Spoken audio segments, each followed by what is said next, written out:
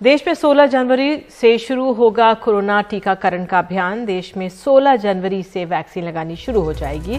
सबसे पहले health care workers और जो फ्रंटलाइन वर्कर्स हैं उनको वैक्सीन लगाई जाएगी और देश में पहले ही 2 वैक्सीन को मंजूरी दी जा चुकी है। कोविशील्ड और कोवैक्सीन को इमरजेंसी इस्तेमाल के लिए मंजूरी दी गई है। और आपको बता दें, इस पर प्रधानमंत्री मोदी का ट्वीट आया है। उन्होंने ट्वीट में लिखा है कि 16 जनवरी को भारत कोरोना से लड़ाई में एक बड़ा कदम उठाने जा रहा है।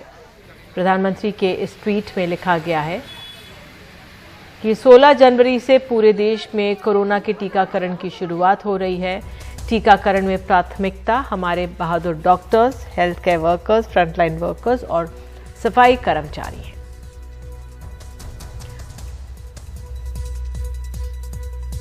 और इस खबर पर अधिक जानकारी दे रहे हमारे सहयोगी शरद शर्मा। आखिरकार उस तारीख का ऐलान हो गया जिसका बेसब्री से इंतजार था। 16 जनवरी से देश के अंदर दुनिया का सबसे बड़ा टीकाकरण अभियान, कोरोना के खिलाफ टीकाकरण अभियान शुरू हो जाएगा।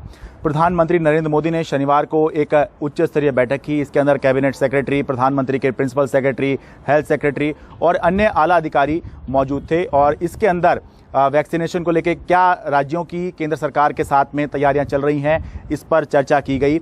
और आखिर में ये तय हुआ कि त्योहारों को देखते हुए, क्योंकि अभी लोहड़ी है, मकर संक्रांति है, पोंगल है, बिहू है, ये त्योहार हैं, तो इनके मद्देनज़र ये त्योहार निकल जाएं। इसके बाद 16 जनवरी से देश के अंदर टीकाकरण अभियान शुरू होगा। ये बताया गया है सरकार की तरफ से औपचारिक रूप से कि जो 1 करोड़ हेल्थ केयर वर्कर हैं, 2 करोड़ फ्रंटलाइन वर्कर हैं, इनको प्राथमिकता दी जाएगी, यानी कि सबसे पहले इनको ही टीका लगवाया जाएगा। और उसके बाद 27 करोड़ ऐसे लोग होंगे जिनकी उम्र या तो 50 साल से ज़्यादा है या वो 50 साल से कम है लेकिन किसी पुरानी गंभीर बीमारी के शिकार हैं। तो अब सारे सवाल जो थे वो साफ हो चुके हैं, क्योंकि कोरोना की वैक्सीन, 2 वैक्सीन को इमरजेंसी यूज़ ऑथराइजेशन यानी आपातकालीन हालात में इस्तेमाल करने के लिए मंजूरी पहले ही दी जा चुकी है।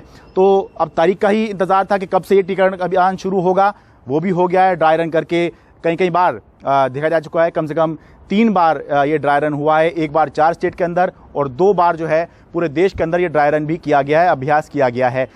79 लाख लाभार्थी हैं जो अभी तक कोविन ऐप जो है उस पर खुद को जिनका रजिस्ट्रेशन कोविन ऐप पर कराया जा चुका है, यानी कि इतने लाभार्थी जो हैं इस समय तैयार हैं टीका लगवाने के लिए। और अभी समय है, 16 जनवरी से जो शुरू होगा तब तक का भी समय है। और क्योंकि ये जो 79 लाख हैं ये असल में हेल्थ केयर वर्कर हैं जिनका डेटा अभी राज्य सरकारें और केंद्र सरकार के जो मंत्रालय हैं वो अपलोड करने में लगे हुए हैं। तो सारे सवालों के जवाब अब मिल चुके हैं, तारीख का भी ऐलान हो चुका है।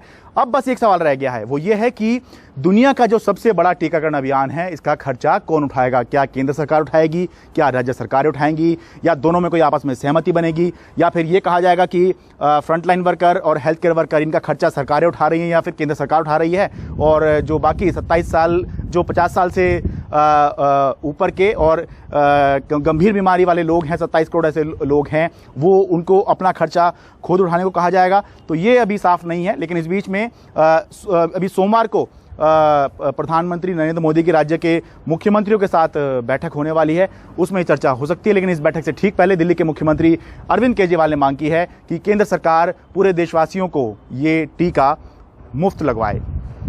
Sharad Sharma, NDTV India.